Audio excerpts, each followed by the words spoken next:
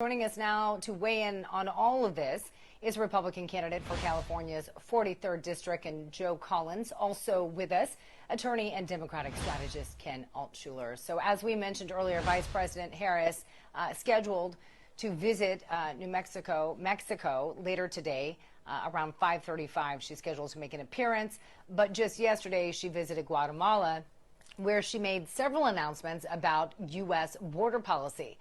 But as some pictures show, she wasn't exactly greeted by a friendly crowd. Even Guatemala's president seemed to point blame toward the Biden administration itself for this influx. So, Joe, are you surprised by how she was greeted, first off, and by the president's comments of Guatemala?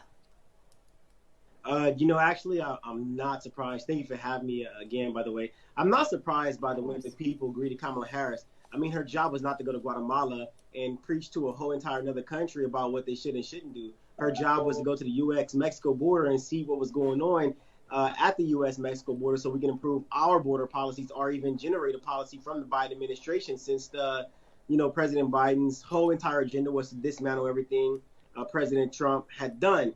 And so we have to remember that President Biden did say, people, you have 100 days to get to the U.S.-Mexico border. You're going to be granted amnesty, and we're going to let you into our country. Now you see an influx of people, and the Biden administration had no plan. I don't think they even anticipated that something like this could have happened. Ken, I want you to react, but Joe, real quickly, you said it's not her job to tell that country what they should and should not do. But if you're writing a check for millions of dollars from U.S. taxpayers, don't you get some say on how that money is going to be spent?